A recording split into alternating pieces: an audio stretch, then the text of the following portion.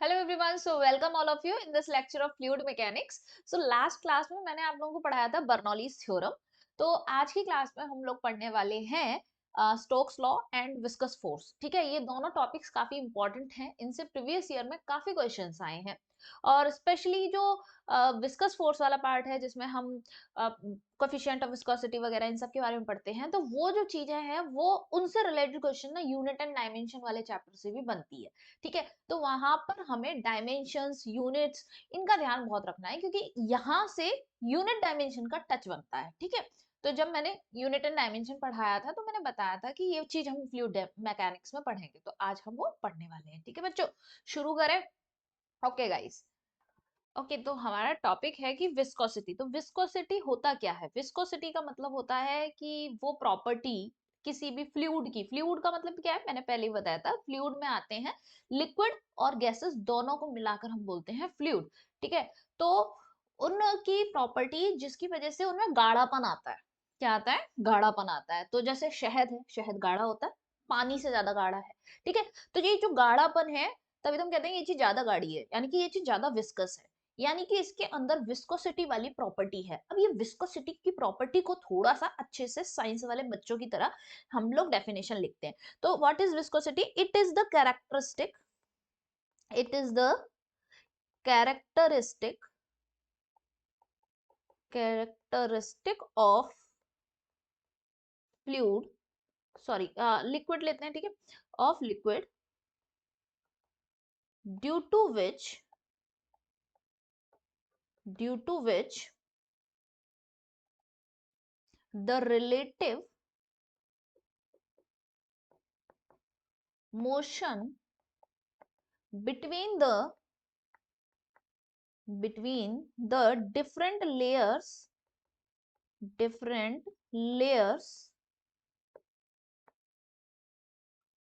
is opposed। ठीक है, मतलब क्या है भाई इसका?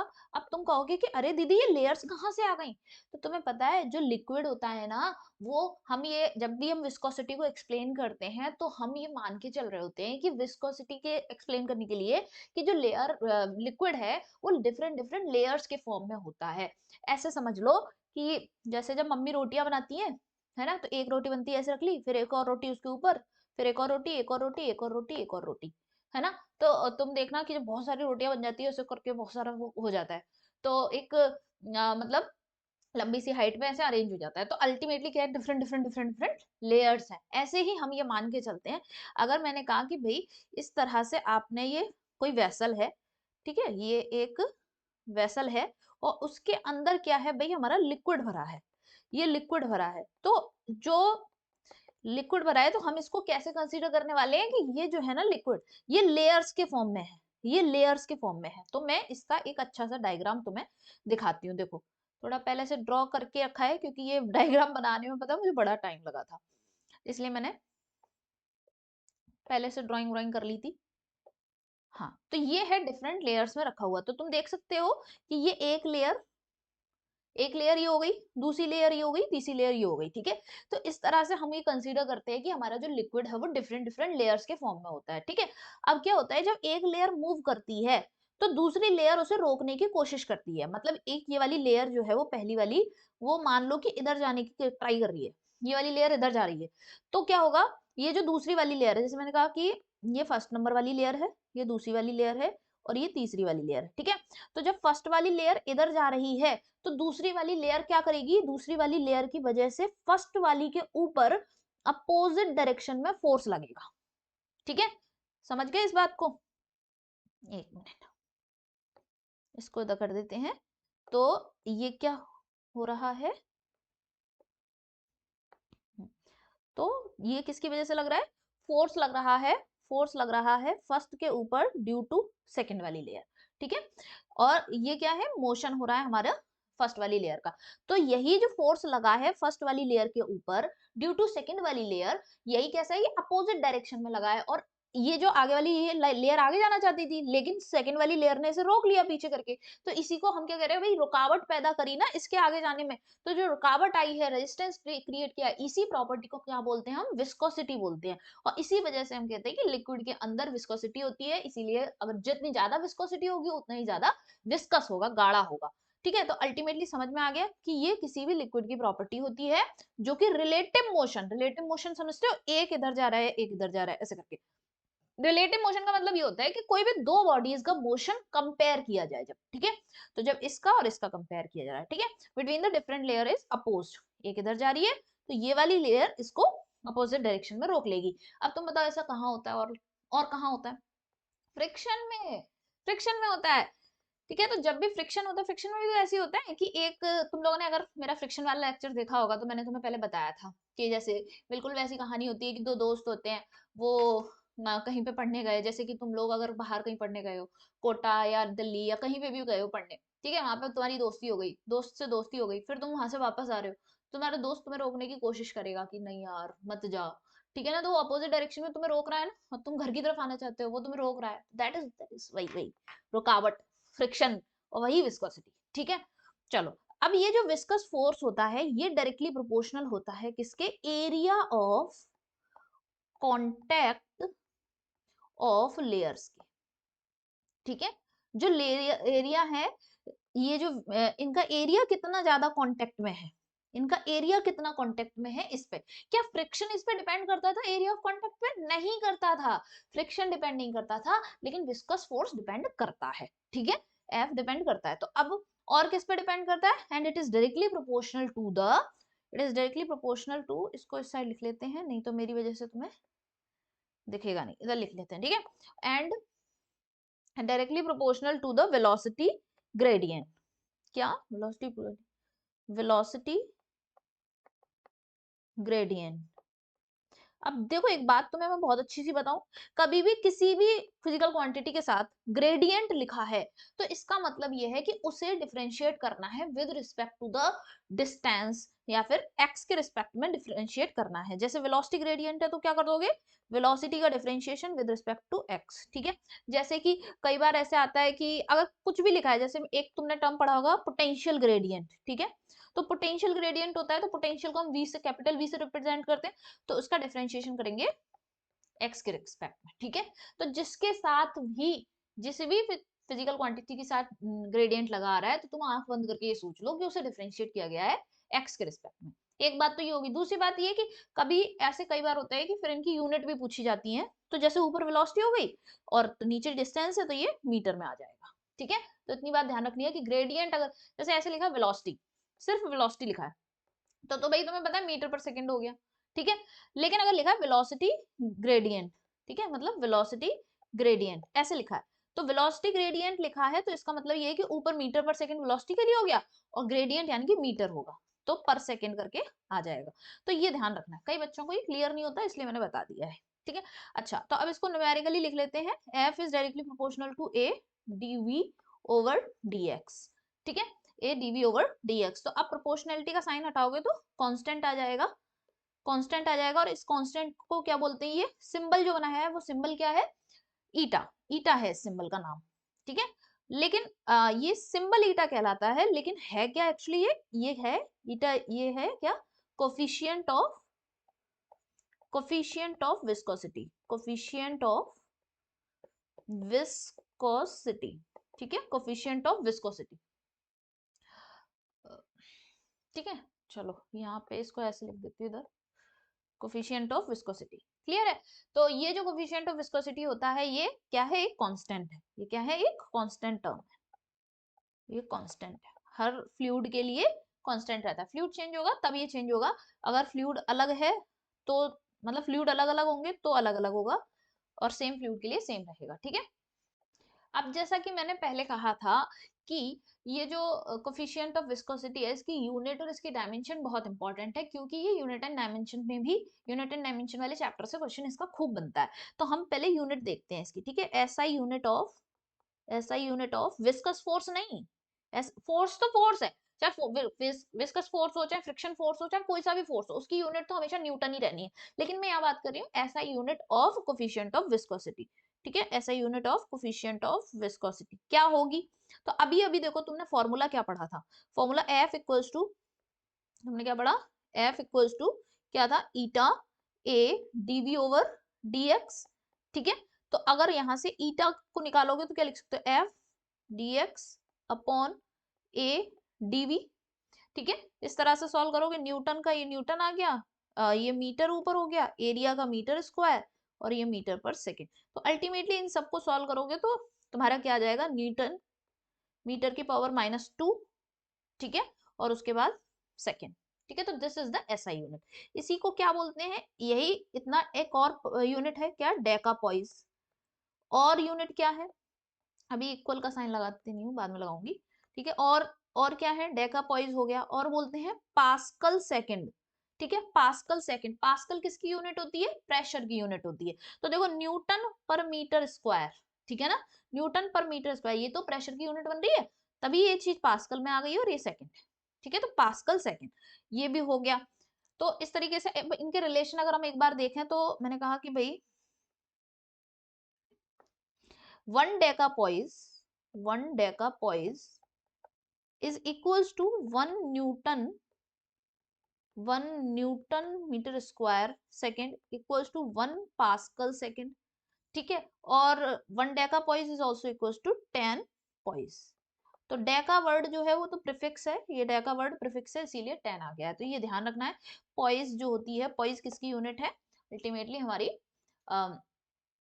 ऐसा यूनिट है कोफिशिएंट ऑफ विस्कोसिटी का।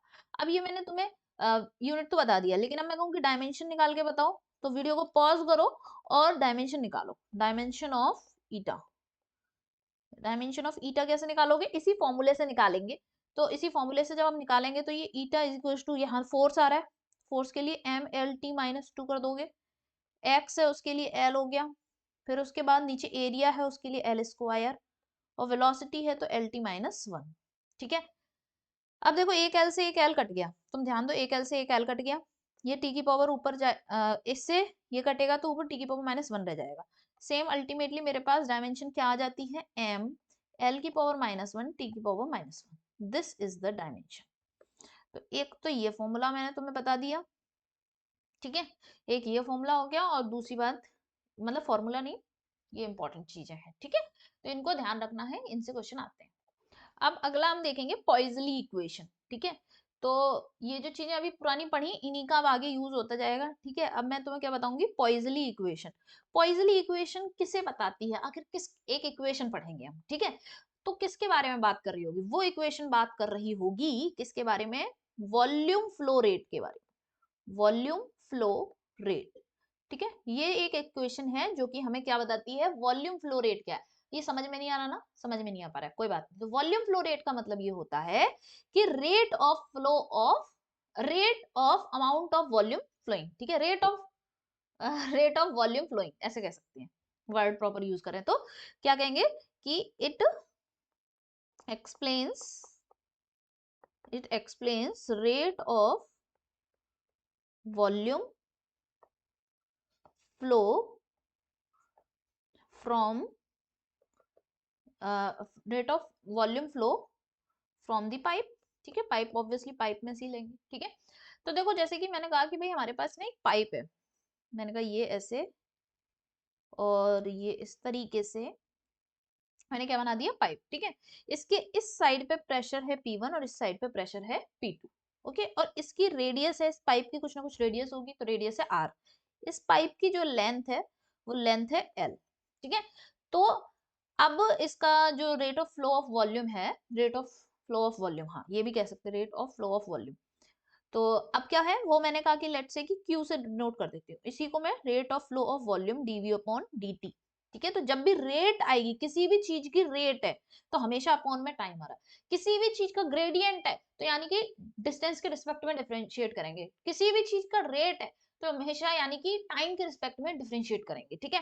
तो dV अपॉन dt, तो ये फॉर्मूला थोड़ा सा याद करना पड़ेगा। सबसे पहले π/8, फिर ब्रैकेट में r की पावर 4 अपॉन ईटा, और फिर यहाँ पर P1 minus P2 upon L। तो ये एक इंपॉर्टेंट सा फॉर्मूला तुम्हारे लिए बन जाता है जो तुम्हें याद रखना है, ठीक है। अब देखो तुम्हें एक अच्छी सी बात बताऊं। अच्छी सी बात क्या है? अच्छी सी बात हमारी ये है कि तुम लोगों ने थोड़ा बहुत तो 12th की केमिस्ट्री पढ़ी होगी, सॉरी 12th की फिजिक्स। 12th की फिजिक्स से हम क्या रिलेट कर सकते हैं कि let's relate with relate with Ohm's law. Ohm's law, Ohm's law से हम रिलेट करते हैं। कैसे रिलेट करते हैं? ओम्स लॉ क्या कहता था? ओम्स लॉ ये कहता है कि जैसे कि आपके पास ये कोई एक रजिस्टर है, ठीक है, ये क्या है? एक रजिस्टर है। इसके इस एंड पे पोटेंशियल P1 है, V1 है, और इस एंड पे पोटेंशियल V2 है, ठीक है। ये रजिस्टर है R, इसमें करंट फ्लो कर रहा है I। तो मैं इसका क्या रिलेशन बनाऊंगी? तो ऑब्वियसली I क्या होता है? करंट। करंट क्या होता है? Rate of flow of charge, ठीक है, rate of flow of charge dq upon dt। इसको मैं कैसे लिख सकती हूँ? Potential difference upon resistance. तो एक पॉइंट का पोटेंशियल नहीं होता है, रजिस्टर के अक्रॉस जो दोनों इस पॉइंट पे और इस पॉइंट पे जो पोटेंशियल है उनका डिफरेंस लिखते हैं। तो अक्सर हम जो V अपॉन R करके लिखते हैं, तो this V is the potential difference.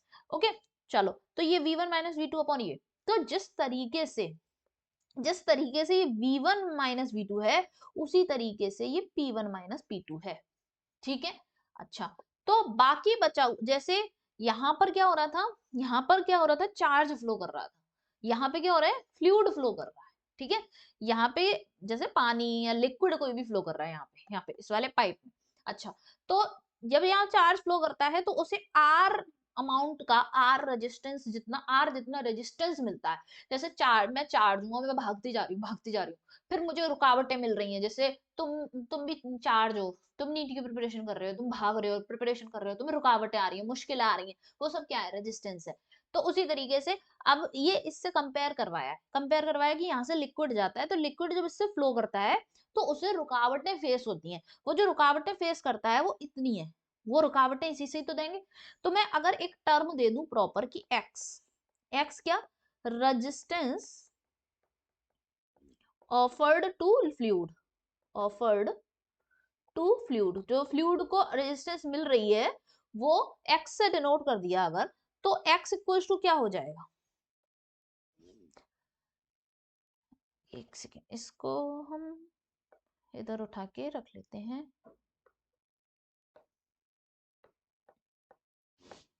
ठीक है, तो x इक्वल टू क्या हो जाएगा? ऑब्वियसली 8 ईटा l अपॉन पाई r की पावर 4, ठीक है। 8 ईटा l अपॉन पाई r की पावर 4, क्योंकि r जो है, मतलब एक सेकेंड रुको, मतलब ये वाला जो r था ये तो रेजिस्टेंस था, इसका रेजिस्टेंस, ठीक है। इसी r को ऐसे यहाँ से कंपेयर किया, ये वाला r रेडियस है, ठीक है। तो ये इस तरह से, तो ये नीचे था ना r, यहाँ पे ये वाला r, इसको इससे कंपेयर किया है, ठीक है, मैचिंग बनाई है। चलो, वो तो समझ गए होगे। तो अब क्या होता है, बात ये होती है कि ये फॉर्मूला तुम्हें क्या दिखाना चाहता है? ये फॉर्मूला तुमसे ये कहना चाहता है कि 8 कांस्टेंट है, ईटा कांस्टेंट है, पाई कांस्टेंट है। तो इसका मतलब जितना लंबा पाइप होगा, जितनी ज्यादा लेंथ होगी, जितना लंबा पाइप होगा, पानी को उतनी ज्यादा रुकावट महसूस होगी, उतनी ज्यादा उसे रेजिस्टेंस मिलेगा जब फ्लो करते टाइम, है ना। दूसरी बात, ये आर है यानी कि रेडियस, तो यानी कि अगर पाइप जितना पतला होगा उतनी उसकी ये रेडियस छोटी होगी, और जितनी रेडियस छोटी होगी तो उतना ही ज्यादा रुकावट होगा। तो अब तुम ये समझ लो, तुम बन जाओ पानी और पानी की तरह बहने की कोशिश करो। तो तुम देखो, जितना लंबा पाइप होगा अगर, तो तुम्हें ये लगेगा ना तो तुम्हारी रुकावट ज्यादा हो गई। और दूसरी बात की, अगर तुम्हें छोटे से पाइप में से घुसाया जाए तो दिक्कत ज्यादा होगी, बड़े पाइप में से घुसाया जाए तो दिक्कत कम होगी। ऐसा ही है बस, ठीक है। तो हम क्या लिख सकते हैं कि ये रुकावट is directly proportional to length and रुकावट is inversely proportional to radius की पावर 4, ठीक है। चलो, समझ में आ गया। अब हम क्या करते हैं, एक काम करते हैं, जैसे कि हमने रेजिस्टेंस को सीरीज और पैरेलल में लगा के देखा था, ऐसे ही हम इन पाइप, अगर दो पाइप दिए हो, उनको सीरीज और पैरेलल करना हो तो कैसे करेंगे, वो देख लेते हैं। तो कॉम्बिनेशन ऑफ पाइप्स, क्या है अगला topic? Combination of pipes. Combination of pipe करते हैं तो फिर क्या होगा? तो सबसे पहला कॉम्बिनेशन मैंने बनाया सीरीज कॉम्बिनेशन, सीरीज कॉम्बिनेशन, ठीक। तो सीरीज कॉम्बिनेशन जैसे कि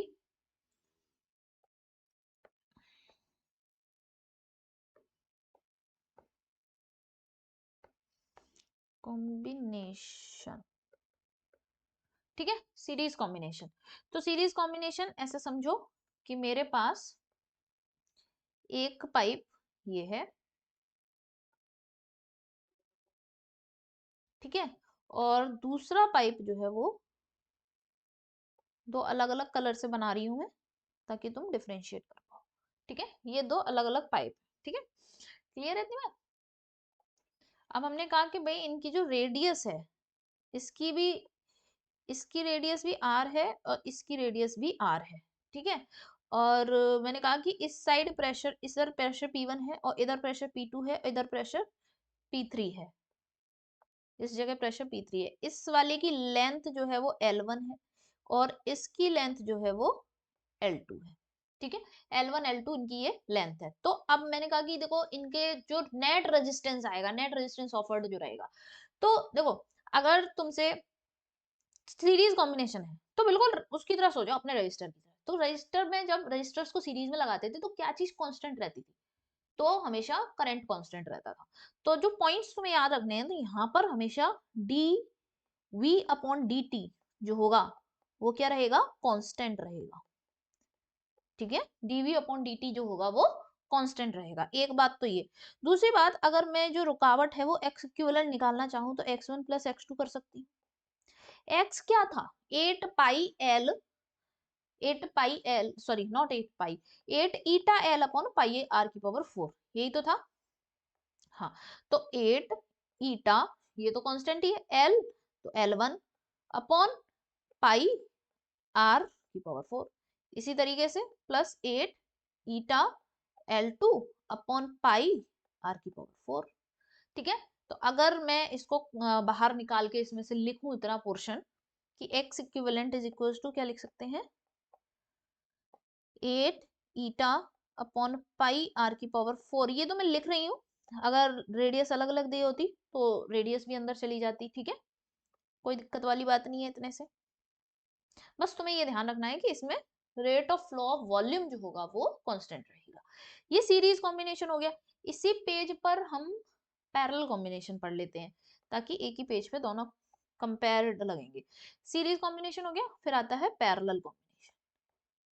पैरेलल कॉम्बिनेशन, तो पैरेलल कॉम्बिनेशन की बात करते हैं तो बिल्कुल मैंने क्या कहा, बिल्कुल उसी की तरह सोचना है रजिस्टर्स की, ठीक है, रजिस्टर्स की तरह ही तुम्हें अपना दिमाग लगाना है। तो अब कैसे करोगे, चलो एक बनाते हैं।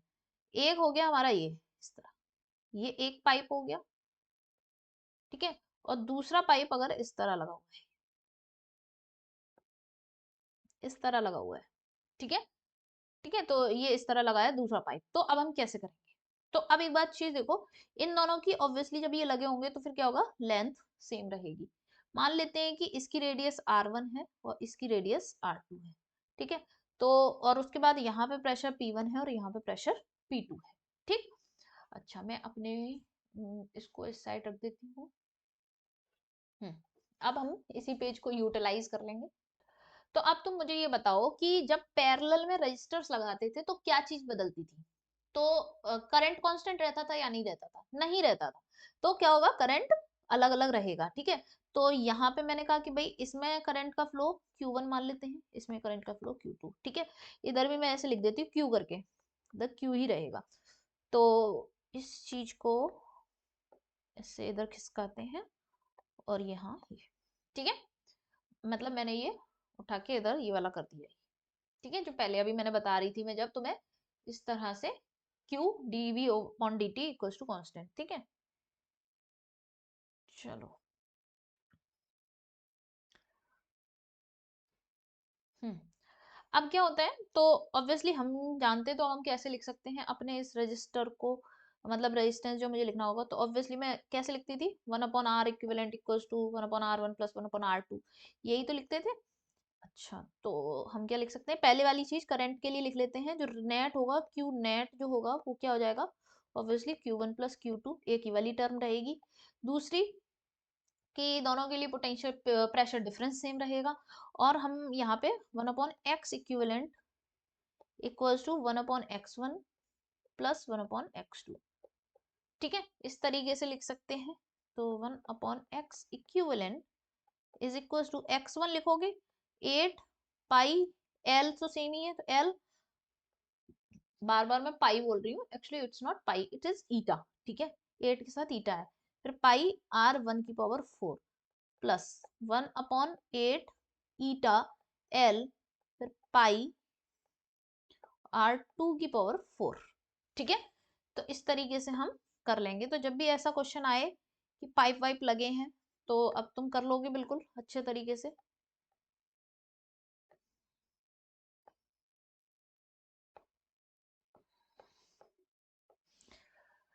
ओके चलो, तो चलो इस पे बेस्ड एक क्वेश्चन करते हैं। क्वेश्चन क्या कह रहा है कि water is flowing through a horizontal tube, ठीक है, एक हॉरिजॉन्टल ट्यूब से पानी फ्लो कर रहा है, जो वो ट्यूब जो है वो 8 सेंटीमीटर है डायामीटर में, डायामीटर उसकी 8 सेंटीमीटर है, 4 किलोमीटर की लेंथ है उसकी, ठीक है। तो रेट ऑफ फ्लो, रेट क्या दे रखा है, and the at the rate of, देखो लिखा है at the rate of this. अब वॉल्यूम ऐसे नहीं लिखा कि at the rate of volume flow, ऐसे करके ये वर्ड नहीं आएगा, वॉल्यूम फ्लो या वॉल्यूम, ये वर्ड नहीं आ रहा, तुम्हें किससे पहचानना है, तुम्हें पहचानना है इस यूनिट से। तो 20 लीटर पर second, assuming only viscous resistance, तुम्हें सिर्फ ये कोशिश करनी है, मतलब ये मानना है कि इसमें सिर्फ विस्कस रेजिस्टेंस है, तो बताओ प्रेशर डिफरेंस क्या होगा। ईटा की वैल्यू वाटर के लिए तुम्हें दे रखी है, तो तुम क्या करो, पहले तो ये देखो कि क्वेश्चन में दिया क्या क्या है। 8 सेंटीमीटर डायमीटर है, मुझे डायमीटर का यूज नहीं होता, मुझे किसका यूज होता है, रेडियस का यूज है, ठीक है। तो मैं क्या करूंगी, मुझे भाई रेडियस कितनी दे रखी है, रेडियस दे रखी है ऑब्वियसली 4 सेंटीमीटर, क्योंकि डायमीटर 8 सेंटीमीटर है, तो रेडियस हाफ होगी। लेंथ क्या होगी, लेंथ यानी कि जो एल से रिप्रेजेंट कर रहे हैं वो होगी 4 किलोमीटर, ठीक है। तो ये हो गया 4 × 10⁻⁻2 कर देंगे मीटर्स में, और ये हो जाएगा 4 × 10⁻³ मीटर। अज्यूमिंग रेट कितनी है, मेरे को रेट यानी कि क्यू की वैल्यू दे रखी है 20 लीटर पर सेकेंड, ठीक है। फिर विस्कस प्रेशर रेजिस्टेंस निकालना है, P1 माइनस P2 निकालना है, ठीक है। तो अब तुम क्या करोगे, तो चलो बताओ फिर फॉर्मूला क्या लगाएंगे, हम अपने बेसिक फॉर्मूले पे आते हैं। तो बेसिक फॉर्मूला मेरा क्या होता था भाई, कि Q यानी कि dV अपॉन dt जो था मेरा, वो क्या होता था 8 अपॉन, एक मिनट, नॉट 8, हम क्या लिखेंगे, ईटा, सॉरी, पाई/8 अपॉन आर की ये, देन ईटा, फिर P1 minus P2 upon L, ठीक है। ये था एक्चुअली 8 ईटा और ये और पाई, और थोड़ा सा सेम सा साउंड कर रहा है ना, इसीलिए मेरे मुंह से निकल जाता है बार बार। तो Q की वैल्यू पुट कर देते हैं जल्दी से। Q मेरे को क्या देखा है 20, पाई, पाई को हम क्या लिखना है अभी, चलो पाई को पाई रहने देते हैं, फिर 8 ही देखते हैं, क्योंकि देखेंगे कि किस तरह से वैल्यूज कट पा रही हैं। अगर 3.14 से कटता हुआ हमें महसूस होगा तो फिर हम 3.14 रखेंगे, नहीं होगा तो फिर हम क्या कर लेंगे, हम सिंपल रखेंगे 22/7, वो डिपेंड करता है हमें कि किस तरीके का डेटा आ रहा है। तो ये आर की वैल्यू क्या है, रेडियस 4 × 10⁻², है ना।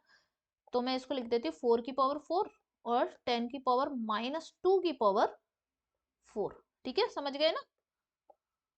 अच्छा इसको भी इधर रख लो। फिर उसके बाद अपॉन में ईटा, ईटा की वैल्यू क्या दे रखी है, ये दे रखी है यहाँ पर 0.001, यानी कि 10⁻⁻3, ठीक है, इंटू 10⁻⁻3, ये हो गया। प्रेशर डिफरेंस यानी कि डेल्टा पी अपॉन लेंथ कितनी है 4 × 10⁻3, ठीक है, इतना है। अब इसको सॉल्व कर लेते हैं जरा।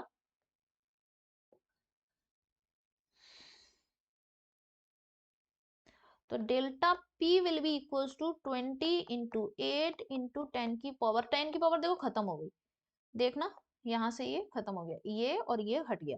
उसके बाद ये 4 और 4, नहीं नहीं, ये ऊपर तो 4⁴ है, तो एक काम करते हैं, एक ऐसे लिख लेती हूँ मैं भी, ठीक है।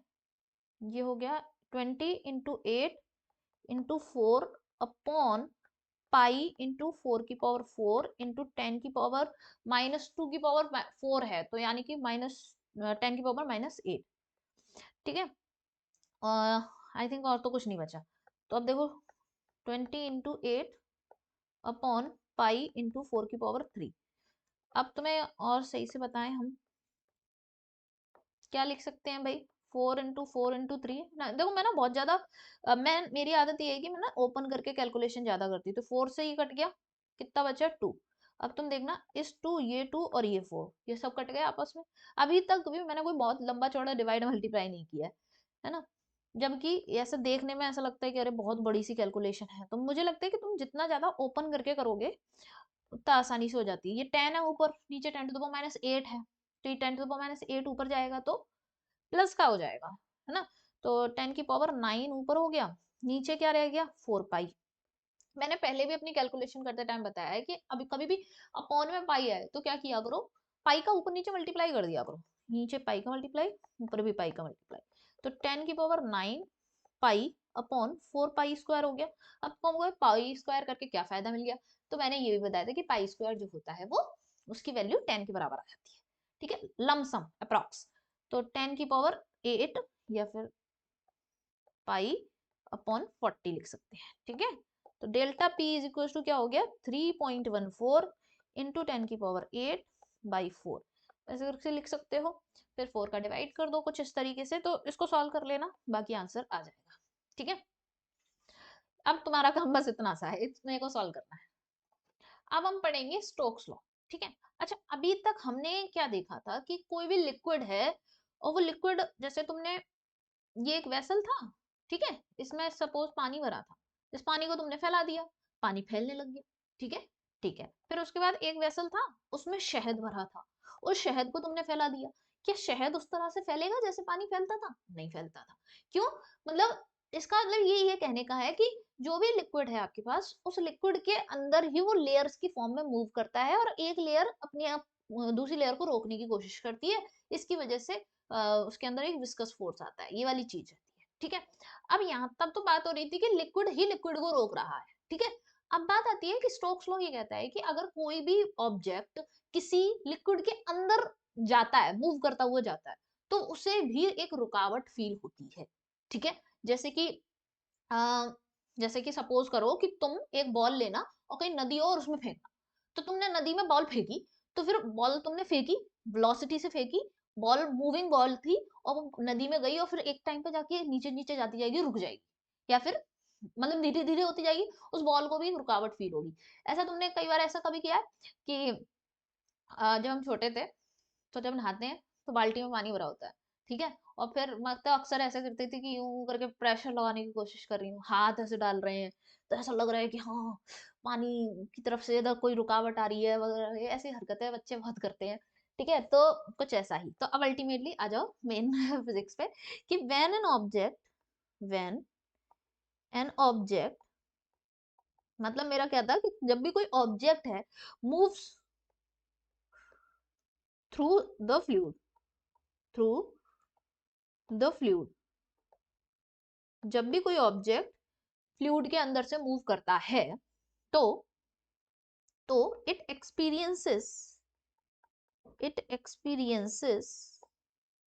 अ viscous force, viscous force acting opposite to the direction of, opposite to the direction of velocity of object।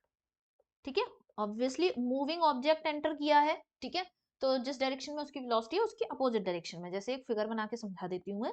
ये मेरे पास वेसल है और इसमें ये लिक्विड है, ठीक है, और एक छोटा सा ये कोई बॉल वगैरह थी, इसके पास नीचे की डायरेक्शन में ऐसे वेलोसिटी थी, तो ये इस तरफ मूव कर रही है, तो इसके ऊपर की तरफ इस पे क्या लगेगा, ये विस्कस फोर्स एफ वी बना दी।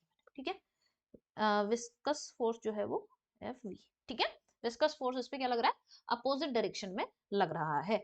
अब क्या होता है, ये जो विस्कस फोर्स इस पे लग रहा है, स्टोक्स लॉ के अकॉर्डिंग विस्कस फोर्स का फॉर्मूला क्या रहता है, this viscous force is equal to 6 pi eta r v। what is r? r is the radius of this ball जो भी बॉडी थी उसकी रेडियस, ठीक है। तो ये फॉर्मूला बहुत इंपॉर्टेंट है, इसको ध्यान रखना कि विस्कस फोर्स का जो formula according to the Stokes law क्या है, 6 पाई ईटा आर बी, ठीक है। यहाँ पे आर क्या है, radius of the body, radius of object कह सकते हैं, radius of object, and v is the velocity, velocity of object. तो मतलब जितनी तेजी से वो बॉल पानी के अंदर, लिक्विड के अंदर एंटर करेगी, उतना ही ज्यादा उसे रुकावट महसूस होगी, उतना ही ज्यादा उसके ऊपर अपोजिट डायरेक्शन में फोर्स लगेगा, और वो फोर्स विस्कस फोर्स उस पर अपोजिट डायरेक्शन में लगेगा, ठीक है। क्लियर है। और ईटा हम जानते हैं, ईटा क्या है, coefficient of viscosity, coefficient of viscosity, ठीक है। चलो इतनी बात हमारे को समझ में आ गई। तो अब एक टर्म आता है टर्मिनल वेलोसिटी। ये टर्मिनल वेलोसिटी क्या है, तो देखो सबसे पहले मेरे पास ना ये एक बॉल थी, ये एक बॉल है, ठीक है, जो अभी एक पहले अच्छे से बना लू, ये बॉल जो है वो इन एयर है, ठीक है, अभी कहाँ है, एयर में।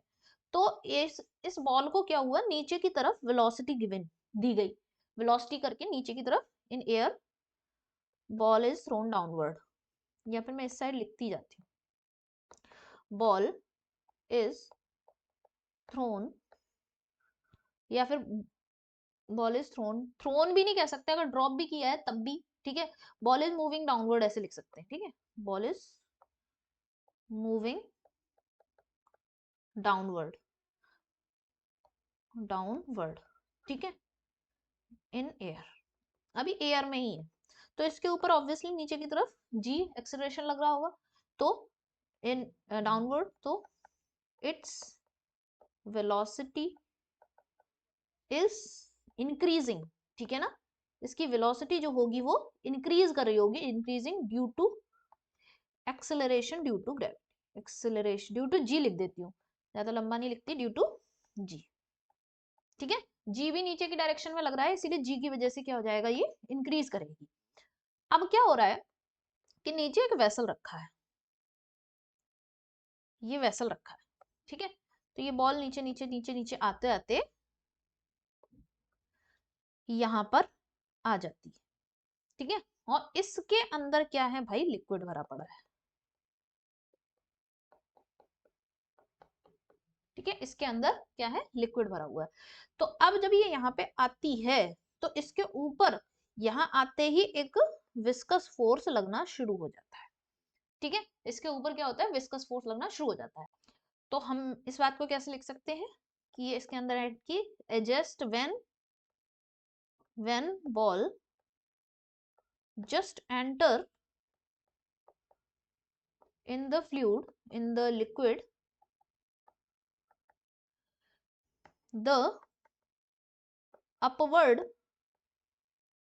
force, वो भी कौन सा फोर्स लग रहा होगा, अपवर्ड में डायरेक्शन में कौन सा, एक तो अपथ्रस्ट लगेगा, अपथ्रस्ट पढ़ाया था मैंने पहले ऊपर, जो कि अपथ्रस्ट तो लगाता ही है, लिक्विड इसलिए लगाता है क्योंकि आपने जो बॉल एंटर किया उसने कुछ लिक्विड डिस्प्लेस किया, उसकी वजह से अपथ्रस्ट लग रहा है, plus viscous force, viscous force क्यों लग रहा है, क्योंकि ये बॉडी जो है वो मूविंग बॉडी थी, विस्कस फोर्स, ये दोनों फोर्सेस अब ऊपर लगने लगते हैं, तो एक तो ये विस्कस फोर्स हो गया, दूसरा अपथ्रस्ट लगेगा, ठीक है। और नीचे की तरफ इसके ऊपर एम जी यानी कि डब्ल्यू वेट तो है ही।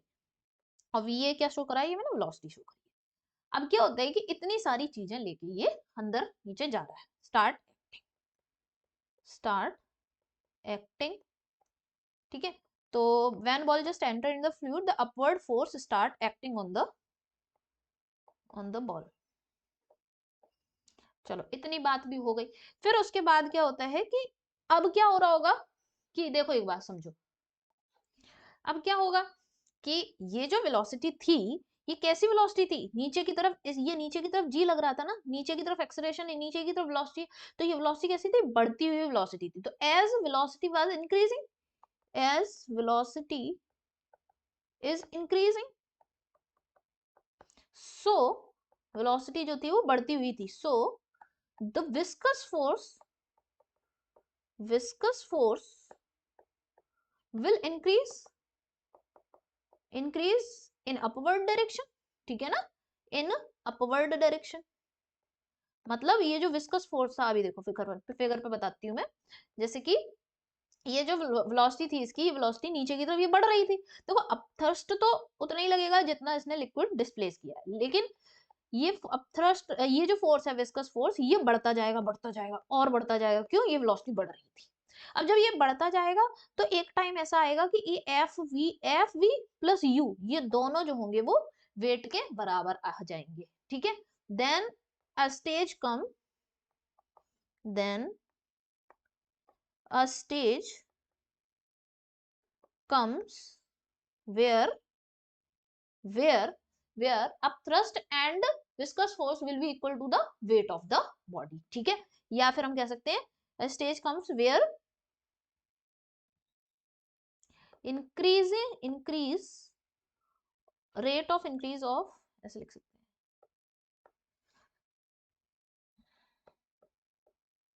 हैं, rate of increase of velocity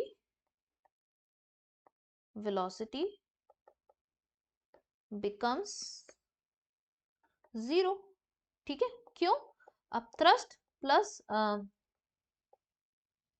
ये जो अपथ्रस्ट प्लस जो विस्कस फोर्स था वो अगर वेट के बराबर हो जाए, क्योंकि वेट mg लग रहा था, उसी की वजह से पहले क्या था, ये वेट mg ज्यादा था, जिसकी वजह से ये इस देखो यहाँ पे समझो, यहाँ पर क्या होता, सिर्फ mg लग रहा था, यानी कि वेट लग रहा था, और उसी यही तो g था, है ना, w इक्वल टू mg, है ना, इसी की वजह से ये मूव करती जा रही थी, और इसी mg की वजह से ये नीचे एंटर की, पर यहाँ पे एंटर करते ही u लगने लगा, f भी लगने लगा। फिर क्या हुआ, जैसे जैसे ये वेलोसिटी तो बढ़ी रही थी, ये वेलोसिटी बढ़ने की वजह से एफ भी बढ़ने लगा, फिर इतना बढ़ते बढ़ते हो गया कि इन दोनों का सम W के बराबर हो गया। जब इससे क्या होगा, नेट फोर्स जीरो हो जाएगा, नेट फोर्स जीरो हो जाएगा तो एक्सलेरेशन भी जीरो हो जाएगा, एक्सलेरेशन जीरो हो गया तो देखो मैं लिख नहीं रही हूँ, अगर तुम्हें लगता है कि इस वाली लैंग्वेज समझ में आ रहा है तो ये लिख लेना, ठीक है। तो नेट फोर्स जीरो हो गया, तो हम क्या कह सकते हैं, देखो ऐसे कह दो कि एफ नेट जीरो हो गया, ठीक है, एफ नेट जीरो हो जाएगा तो एक्सेलरेशन जीरो हो जाएगा, एक्सेलरेशन यानी कि rate of increase of velocity, ठीक है, इंक्रीज ऑफ वेलोसिटी, ये चीज जीरो हो जाएगी। इसकी वजह से क्या होगा, वेलोसिटी कांस्टेंट हो जाएगी, वेलोसिटी कांस्टेंट हो जाएगी। तो ये जो कांस्टेंट वेलोसिटी होती है, दिस कांस्टेंट वेलोसिटी कांस्टेंट हुई है, जीरो नहीं हुई है, this constant velocity is known as terminal velocity, ठीक है। फिर क्या होता है कि उसी कांस्टेंट वेलोसिटी से ये मूव करता रहता है नीचे की तरफ, और उसी को हम क्या कहते हैं, टर्मिनल वेलोसिटी, ठीक है। समझ में आ गया कि किस तरीके से टर्मिनल वेलोसिटी अचीव होती है। अब इसी चीज को थोड़ा सा न्यूमेरिकली देख लेते हैं। तो मैंने क्या कहा था तुमसे, हो क्या गया है, टर्मिनल वेलोसिटी के टाइम पे अपथ्रस्ट और विस्कस फोर्स जो है वो W वेट के बराबर हो गए हैं। तो मैं कह सकती हूँ कि viscous force is equal to W minus upthrust, है ना, ठीक है। विस्कस फोर्स के लिए फॉर्मूला क्या लिखा था, 6 पाई ईटा आर वी, ठीक है। W वेट क्या है जो एयर में होता है, तो V volume, D G, D क्या है, डेंसिटी ऑफ द, लिख दूं, D क्या है, डेंसिटी ऑफ बॉल, ठीक है, बॉल ऑब्जेक्ट स्फीयर कुछ भी वर्ड लिखा हो सकता है, माइनस V, अच्छा ये कैपिटल V क्या है, वॉल्यूम ऑफ बॉल, ठीक है, V रो G, और रो क्या है, डेंसिटी ऑफ लिक्विड। ये टर्म्स पता होने चाहिए, वैसे ये सब मैंने पहले भी बताया था, वही चीजें रिपीट हो रही है और कुछ नहीं है। तो ये 6 pi eta R V equal to V G common ले लें, डी माइनस रो रह गया, ठीक है। तो ये 6 pi eta R V equal to volume है, वॉल्यूम को मैं क्या लिख सकती हूँ, 4/3 pi R cube G D minus rho, ऐसे लिख सकती हूँ, ठीक है। तो अब तुम देख सकते हो कि यहाँ एक आर क्यूब से एक आर हट जाएगा, तो यहाँ पे आर की पावर 2 रह जाएगा, ठीक है। तो अब जो यहाँ पे ये वॉल्यूम वेलोसिटी है, ये यही क्या है, ये टर्मिनल वेलोसिटी, यही क्या है, ये टर्मिनल वेलोसिटी है, ठीक है। तो इससे पता चलता है कि ये जो टर्मिनल वेलोसिटी है डायरेक्टली प्रोपोर्शनल टू आर की पावर 2, तो जितनी बड़ी रेडियस का स्फीयर होगा, बॉल होगी, उतनी ज्यादा उसकी टर्मिनल वेलोसिटी होगी। तो ये भी एक इंपॉर्टेंट रिलेशन हो जाता है, ठीक है। तो इसका ग्राफ क्या रहता है, ग्राफ देख लो एक बार। ग्राफ बनता है हमारा कि vt क्या है, terminal velocity, defined as maximum constant velocity acquired by the body while falling through the viscous medium. ठीक है, तो ये मैक्सिमम वेलोसिटी होती है और कांस्टेंट वेलोसिटी रहती है, बॉडी एक्वायर करती है जब वो लिक्विड के अंदर, फ्लूइड के अंदर जा रही होती है। तो फिर क्या होता है, ये वेलोसिटी और टाइम के साथ ग्राफ बनाया है, तो धीरे धीरे धीरे धीरे वेलोसिटी बढ़ती है और धीरे धीरे फिर एक टाइम पे जाके कांस्टेंट हो जाती है, और वो कांस्टेंट वेलोसिटी क्या है, टर्मिनल वेलोसिटी। ठीक है, तो देखो ये वाला क्वेश्चन देखते हैं। क्वेश्चन क्या कह रहा है कि एक स्फेरिकल बॉल है, ठीक है, ये स्फेरिकल बॉल है, इसकी रेडियस कितनी है, इतनी। तो लिखते जाते हैं हम साथ के साथ कि रेडियस कितनी है, 3 इंटू 10⁻⁻⁴ मीटर, और उसकी रेट डेंसिटी कितनी है, 10⁻⁴ किलोग्राम मीटर। तो density is equal to 10⁻⁴ kilogram per metre cube. ठीक है, ये हो गई। ये क्या कर रही है, अंडर द ग्रेविटी गिरती है, from the distance height h से गिर रही है, before entering the tank of water. देखो अब समझो, एक स्फेरिकल बॉल है जिसकी रेडियस इतनी है और डेंसिटी ये है, फॉल कर रही है under the gravity through a distance h before entering the water, tank of water. यानी कि ये कि जैसे टैंक ऑफ वाटर ये है, इस टैंक में गिरने से पहले ही ये h हाइट से गिरी थी। ठीक है, h हाइट से गिरी थी। तो मैं एक छोटा सा फिगर बना देती हूँ ताकि आगे चल के तुम्हें भूलो ना। तो ये टैंक था, ये बॉल है, ठीक है, और यहां से ये h हाइट से गिर रही है। ठीक है, कुछ इस तरीके का मैटर है। अच्छा, अब बात क्या आती है, क्वेश्चन कह रहा है कि if after entering the water the velocity of the ball does not change, does not change होगी तो इसका मतलब टर्मिनल वेलोसिटी की बात कर रहा है। What is the value of h, तो यानी कि टर्मिनल वेलोसिटी को अचीव होने में ऐसा नहीं है कि बहुत टाइम लगता है कि उतनी देर में बॉल जो होगी वो सरफेस से बिल्कुल जमीन पर पहुंच जाएगी, नहीं। यहाँ पे जो फिगर बनाया उससे ऐसा लग रहा होगा कि मतलब बहुत टाइम लग रहा होगा, तो मतलब टर्मिनल वेलोसिटी जल्दी ही, जस्ट एंटर करते ही अचीव हो जाती है, इतना टाइम नहीं लगता है। ठीक है, तो अब क्या हो रहा है कि हम क्या करेंगे, वेलोसिटी पता करेंगे, तो वही 6 पाई ईटा RV लगाएंगे equals to 4/3 pi R cube, फिर d माइनस रो। ठीक है, तो हम इसमें सारी वैल्यूज पुट करते हैं। 6 पाई की वैल्यू 22/7 पुट कर देते हैं। ईटा क्वेश्चन में दिया है 9.8 इंटू 10⁻⁻⁶, रेडियस 3 इंटू 10⁻⁻⁴, वेलोसिटी पता करनी है, तो 4/3, और फिर ये पाई, वैसे मेरे को यहाँ पे भी ना पाई रखने की कोई जरूरत नहीं थी, ये कट जाएगा। ठीक है, अब ये हो गया पाई R क्यूब। ठीक है, R क्यूब, ओके। तो ये वाला R क्यूब हटा दें यहाँ से, ये R हटा देते हैं, सीधा लिखते हैं जल्दी से। 4/3, ये पाई R यानी कि 3 इंटू 10⁻⁻⁴, और उसकी पावर 2, और ये d-रो। अभी यही लिख देती हूँ, पहले इतना सॉल्व कर लें। पाई से पाई कैंसिल हो गया, ठीक है, और ये 2 बार और ये 3 बार, ठीक, 2 से काट दिया है। तो वेलोसिटी इज इक्वल्स टू आ जाएगा, मेरे को वेलोसिटी इक्वल्स टू मिल रहा है 2/9, ठीक है, फिर इंटू ये स्क्वायर खोल लेते हैं, तो 9 इंटू 10⁻⁻⁸, अपॉन में 9.8 इंटू 10⁻⁻�6, और ये डेंसिटी, देखो डेंसिटी जो है वो वॉल की ये दे रखी है, डेंसिटी इतनी दे रखी है। वाटर की डेंसिटी पता है क्या होती है, वाटर की density 1000 kilogram per metre cube रहती है, तो हम वही लगा देंगे। अच्छा, इसका जी भी तो रह गया, ये तो यहाँ पे जी भी तो लगेगा, एक जी, यानी कि जी, तो इस जी की भी वैल्यू रख लूं। अब 9.8 रखना हमारे लिए ज्यादा अच्छा रहेगा क्योंकि कैंसिल आउट हो जाएंगे। ठीक है, तो अब देखो डी, डी की वैल्यू 10⁻⁴ दे रखी है, और लिक्विड की 10⁻3 होगी। ठीक है, अब इसको सॉल्व करना है, यहाँ से ये कट गया, यहाँ से ये कट गया।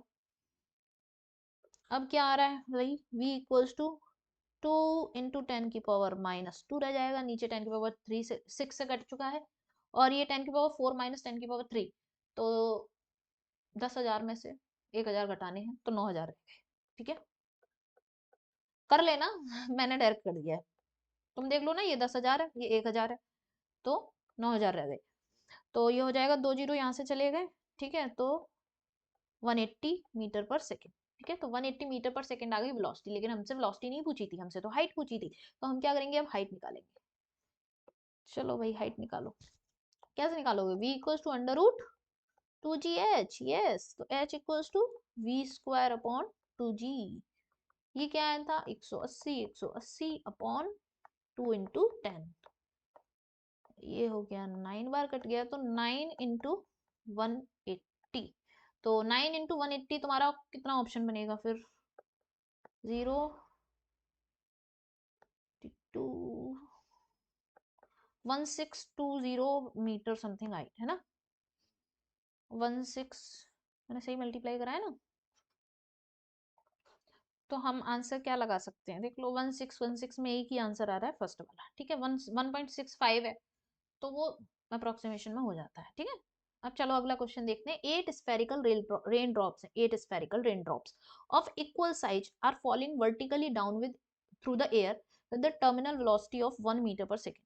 What would be the terminal speed if these two drops were to collize to form a large spherical drop? तो कहीं ना कहीं अब ये बात किसके बारे में कर रहा है, रेडियस से रिलेटेड हो गया।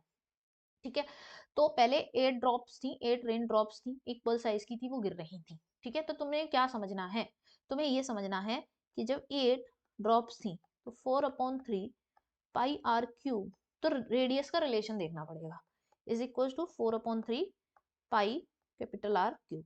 ठीक है, तो मतलब 2 3 4 5 6 7 8। ठीक है, यहाँ पे रेडियस स्मॉल आर थी, ये मिलके these if these two drops were to collize to form a large spherical drop। ठीक है, 8 2 नहीं है, एक्चुअली 8 आएगा यहाँ पे। क्वेश्चन की कैलकुलेशन आसान बनाने के लिए मैंने थोड़ी सी वैल्यूज चेंज की हैं, तो हम यहाँ पे 2 की जगह पे क्या कर देते हैं, 8। ठीक है, चलो, तो ये सारी 8 ड्रॉप्स मिलके एक बड़ी सी ड्रॉप बना लेती हैं, और इसकी रेडियस क्या है, r। तो बस इसी को सॉल्व करना है, ये दोनों कट गए। अब 8r³ is equal to capital R³, तो ये 2r is equal to capital R, ये हो गया। अभी मैंने तुम्हें बताया था कि terminal velocity is directly proportional to radius का स्क्वायर होती है। तो पहले vt1 upon vt2 is equal to r का स्क्वायर अपॉन कैपिटल R का स्क्वायर। ठीक है, इधर से कर लेते हैं। vt1 क्या था, 1 मीटर पर सेकेंड, vt2 मुझे फाइंड करना है, इक्वल्स टू पहले r स्क्वायर और ये 2r का स्क्वायर। ठीक है, तो 1/4 हो जाएगा, तो vt2 is equals to 4 metre per second. ठीक है, थोड़ा सा मेरे पीछे चला जाता है यहाँ पे, इस तरह से 1/vt2 r स्क्वायर, ये ऊपर वाला कैपिटल R जो था मेरा, ये जो कैपिटल R था, this is equal to 2r, तो 2r का स्क्वायर कर दिया। ठीक है, r स्क्वायर कैंसिल हो गया, 2 का स्क्वायर 4 आ गया, तो vt2 equal to 4 metre per second. ठीक है, तो आज की क्लास को हम यहीं तक रखते हैं। बाकी अभी हाँ, सरफेस टेंशन वाला टॉपिक जो है वो रह गया है इस फ्लूइड्स में, तो सरफेस टेंशन का टॉपिक हम नेक्स्ट क्लास में कवर अप करते हैं। इस क्लास को यहीं तक करते हैं। Till then keep solving the questions. ठीक है, इस वाले पार्ट के क्वेश्चन जरूर कर लेना, ये टर्मिनल वेलोसिटी और विस्कोसिटी इन सबसे रिलेटेड। ठीक है, ऑल द बेस्ट।